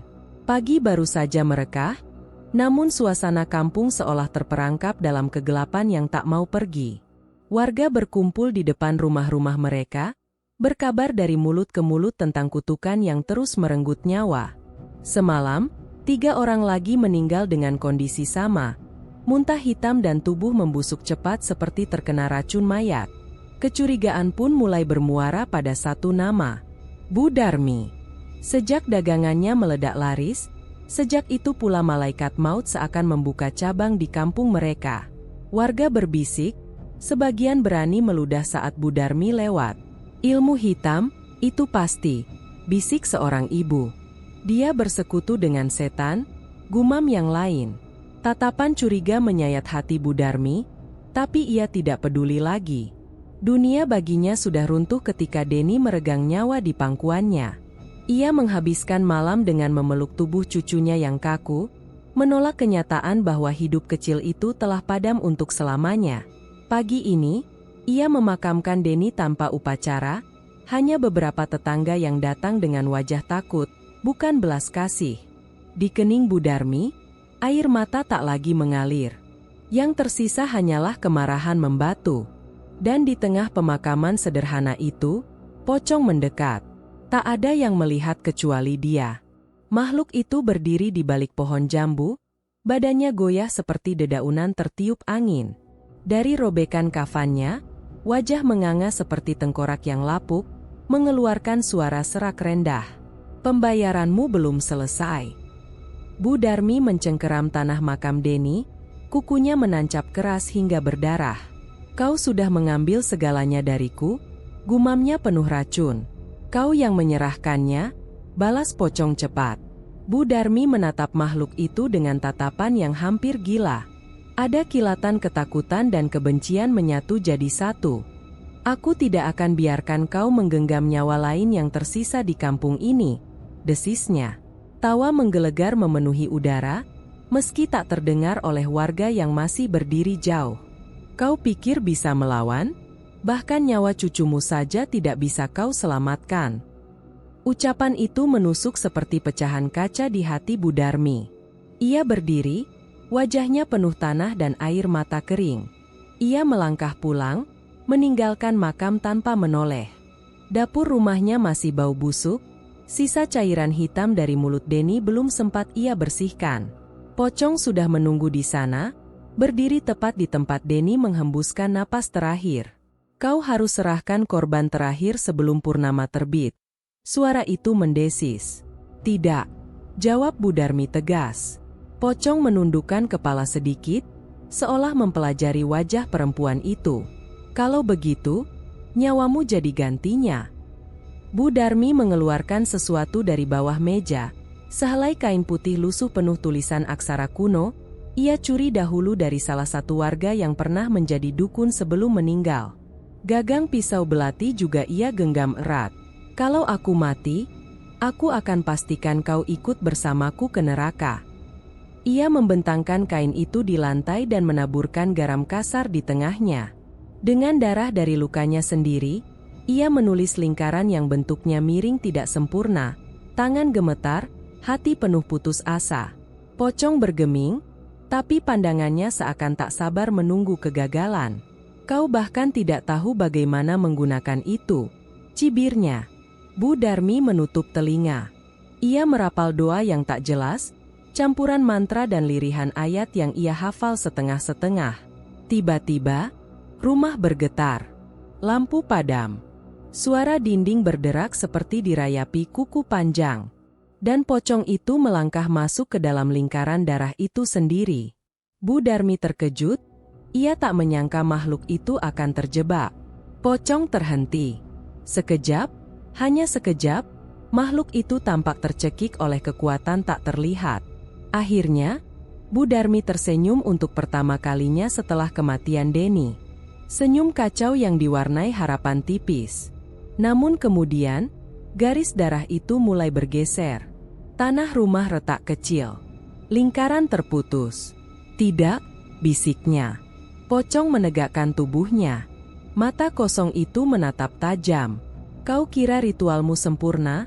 Suaranya berubah rendah, lebih berat, lebih mematikan. Kain kafannya melambai seperti hidup. Ia melesat keluar dari lingkaran, mencengkeram leher Bu Darmi dengan kekuatan mayat yang tak mengenal batas. Tubuh perempuan itu diangkat dan diseret ke atas meja, menghantam keras hingga napasnya hampir putus. Nyawamu milikku, desis pocong. Bu Darmi menendang, menggaruk wajah pocong. Kafan robek lebih besar, memperlihatkan belatung yang merangkak keluar dari rongga daging busuk. Ia meraih belati yang terjatuh dan menusuk bau kafan berkali-kali, tapi tak ada darah. Hanya suara tawa kian kencang menggema di seluruh rumah. Di luar, warga berteriak. Mereka melihat bayangan hitam meloncat-loncat di dalam rumah Bu Darmi melalui celah dinding. Itu Darmi. Dia kerasukan. Bakar saja rumahnya. Seruan massa menggaung. Langkah-langkah ramai mendekat. Pocong mendekatkan wajahnya ke telinga Bu Darmi. Kali ini, Kau tidak bisa sembunyi di belakang keserakahanmu. Bu Darmi meraung, menolak menyerah. Ia mungkin sudah hancur, sudah kehilangan segalanya. Tapi ia masih hidup. Dan selama napasnya masih ada, ia akan melawan. Meskipun neraka itu semakin dekat. Rumah kecil itu kini seperti mulut neraka yang terbuka. Jendela-jendela tertutup rapat, namun suara benda pecah dan seretan kasar terdengar jelas hingga ke halaman. Dinding retak, seperti ada tangan raksasa yang mencoba merobeknya dari dalam. Udara di sekeliling mengental oleh aroma hangus, seolah kayu dan daging terbakar bersama. Di tengah dapur yang kacau, tubuh Denny yang menghitam tergeletak kaku di atas meja. Kulitnya retak-retak, menyerupai tempe gosong yang dipanggang terlalu lama hingga keras seperti batu. Mata yang dulu berbinar lugu kini kosong memandang langit-langit, menyimpan sisa-sisa penderitaan yang tak mampu terucap. Rambutnya mengelupas dalam helai-helai gosong setiap kali kepala itu bergeser sedikit. Bu Darmi memeluk tubuh cucunya, mengguncangnya dengan keputusasaan yang membabi buta. Bangun, ayo, nak. Nenek sudah punya banyak uang. Kita bisa ke dokter yang mahal. Kita bisa pergi dari kampung ini. Suaranya pecah, tidak ada lagi harga diri maupun kewarasan. Hanya harapan sia-sia yang mencoba mengusir teror yang sudah merenggut segalanya. Namun tubuh dingin itu tidak lagi memiliki jawaban. Yang menjawab justru suara kain menyeret di lantai. Pocong berdiri hanya sejengkal dari mereka. Kain kafannya semakin robek, memperlihatkan tubuh membusuk dengan belatung merayap keluar dari celah-celah luka. Mulut hitamnya melengkung membentuk senyum bengkok. Dia mati untukmu. Napas busuknya menyentuh kulit Bu Darmi. Korban yang paling lezat selalu berasal dari rasa cinta yang paling tulus. Bu Darmi menggeleng habis-habisan, tangannya merapatkan tubuh Denny ke dadanya seolah bisa mengembalikannya hidup hanya dengan sentuhan. Tidak ada cinta yang selamat dalam transaksi dengan kematian, lanjut Pocong sambil menunduk. Suaranya seperti logam beradu, dingin dan menghancurkan. Dan kau sudah menandatangani kontrak tanpa membaca akhir perjanjiannya. Tiba-tiba, pintu depan terdengar diketuk keras. Namun bukan ketukan manusia, lebih seperti hantaman benda berat yang terus-menerus menggedor, membuat engsel pintu berderit seakan terlepas dari tempatnya. Dari luar, suara warga terdengar gelisah bercampur marah. Bakar rumahnya. Setan itu harus dibinasakan. Tapi mereka tidak berani benar-benar menerobos masuk. Ada ketakutan besar yang menghalangi langkah mereka. Kegelapan yang terlihat menetes dari celah pintu sudah cukup menjadi peringatan bagi siapapun yang bernyali pendek. Di dalam, Pocong bergerak melayang mengitari ruangan seperti pemangsa yang menjaga buruannya tetap di kandang. Tidak bisa kabur, katanya datar. Bu Darmi bangkit pelan, tangannya meraih gagang wajan besar yang tergeletak di dekat kompor. Pandangan matanya liar, air mata kering membuat wajahnya tampak seperti topeng yang retak. Kau sudah menghancurkan hidupku. Kau sudah mengambil nyawa cucuku. Aku tidak akan mati sebelum kau aku bawa ke dasar neraka. Teriaknya dengan suara parau. Pocong tertawa, tawa panjang yang menggema menabrak dinding rumah, memantul kembali menjadi jeritan-jeritan kecil yang terdengar seperti suara arwah bayi menangis. Siapa bilang kau masih hidup? Kata-kata itu menusuk lebih dalam dari pisau manapun. Lantai di bawah kaki Bu Darmi mendadak berubah hangat, lalu semakin panas, seolah bara menyala tepat di bawah papan rumah. Api hitam, bukan merah, merambat naik di sela-celah kayu, menjilat udara tanpa membakar tapi meninggalkan bekas arang pada setiap benda yang disentuhnya. Denny perlahan meluncur dari pelukan Bu Darmi dan jatuh ke lantai. Tubuh hitamnya pecah sedikit pada bagian bahu, serpihan kulit menghitam berjatuhan bagai kerikil lembut. Jangan sentuh dia. Bu Darmi menghunus wajan itu ke wajah Pocong, menghantam sekuat tenaga. Tubuh Pocong terguncang sedikit, namun tidak ada tanda sakit. Yang muncul hanya ekspresi geli menjijikkan, seolah ia menyaksikan anak kecil mengamuk tanpa daya. Tindakanmu tidak lebih dari gigitan nyamuk di kuburan, cibirnya. Api hitam tiba-tiba merayap ke kaki Bu Darmi. Ia menjerit ngeri, tapi tidak ada luka bakar yang terlihat, justru kaki itu mulai kaku dan menghitam seperti cucunya. Kau lihat? Kau sudah mulai berubah, menjadi bentuk sebenarnya dari seseorang yang menukar nyawa demi uang recehan. Bu Darmi roboh ke lantai, mencoba menyeret tubuhnya menjauh. Setiap gerakan membuat kulitnya retak, mengeluarkan serpihan gosong seperti serpihan kayu terbakar. "Denny, maafkan nenek," suaranya lirih, nyaris tak terdengar.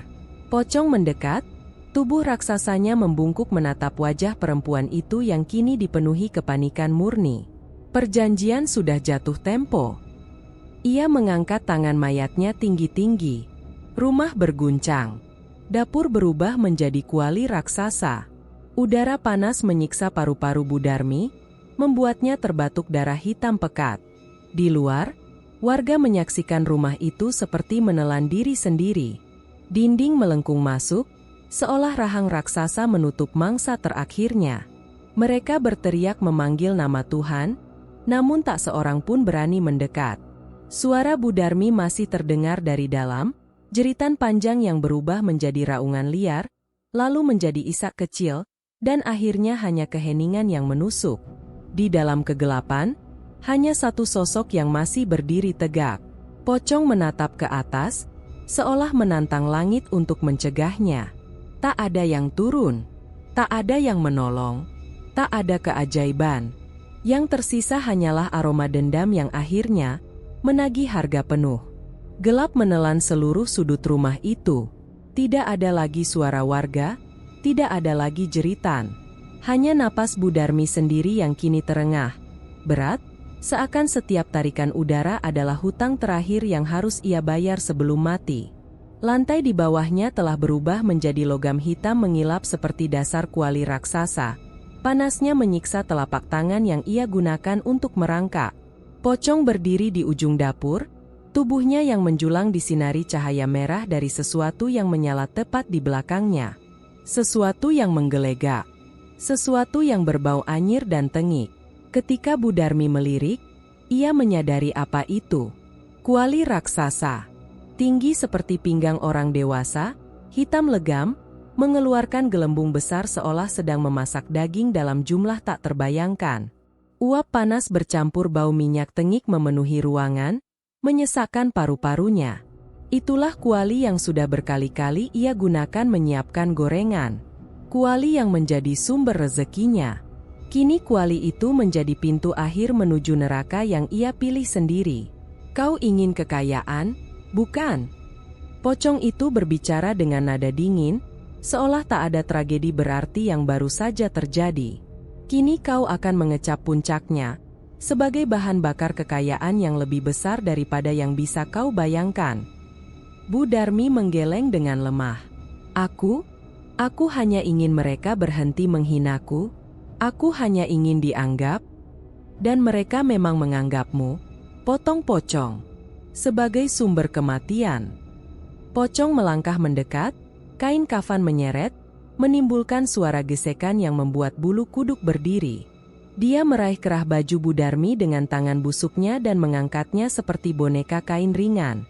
Bu Darmi berusaha menendang, memukul, meronta sekuat tenaga, namun tubuhnya terlalu lemah. Setiap kepalan tangan hanya seperti pukulan angin yang menyentuh kengerian tanpa arti. Saat pocong menyeretnya mendekati kuali, kulit Bu Darmi yang mulai menghitam dan retak, terkelupas sedikit demi sedikit. Tiap pecahan kulit jatuh ke lantai dan berubah menjadi serpih abu. "Aku tak mau mati, bukan begini?" isak Bu Darmi dengan suara tercekat. Pocong berhenti sejenak. Kepala mayat itu miring ke satu sisi, seperti sedang menimbang sesuatu. "Semua dendam bermuara pada akhir yang sama," katanya pelan. "Penghabisan."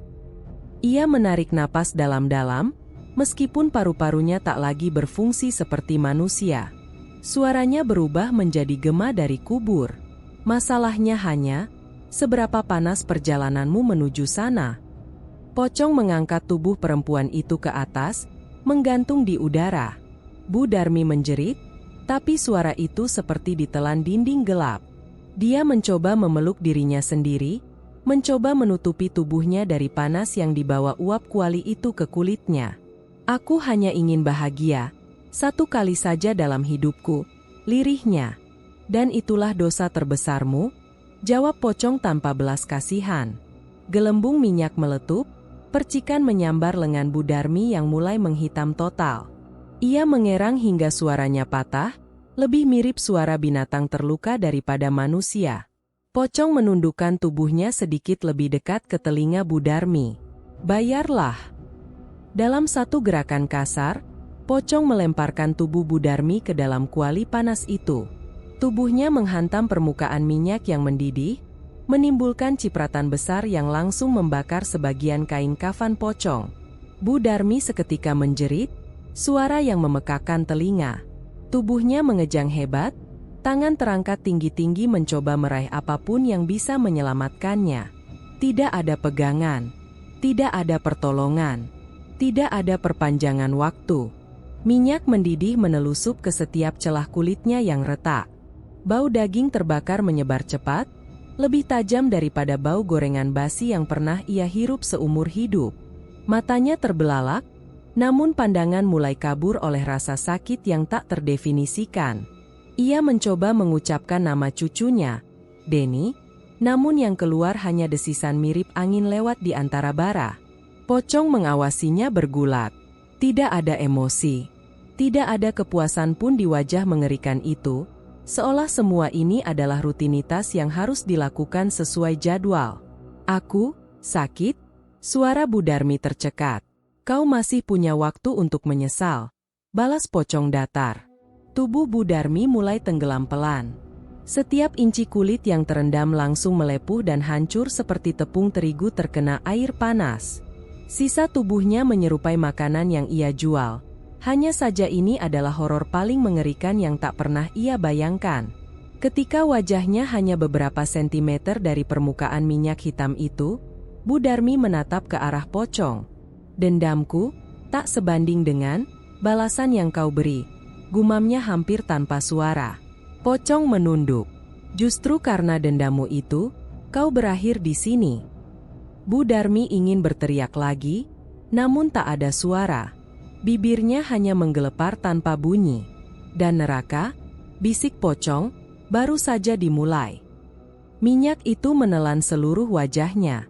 Suara jerit terakhir menggema sebentar, lalu hilang sepenuhnya. Tak ada lagi Bu Darmi. Hanya kuali yang terus mendidih, semakin panas, seolah sedang mempersiapkan porsi berikutnya. Di luar, kampung yang masih kebingungan tak tahu bahwa kengerian itu belum selesai. Pocong berdiri diam, matanya kosong menatap pintu yang menganga setengah, seperti pintu restoran yang menunggu pelanggan baru. Tak seorang pun menyadari bahwa masih ada banyak nyawa yang belum dibayar. Dan pocong itu belum kenyang. Terima kasih sudah membaca sampai akhir. Jika suka dengan cerita ini, jangan lupa subscribe, like, share untuk mendukung lebih banyak kisah horor gelap seperti ini.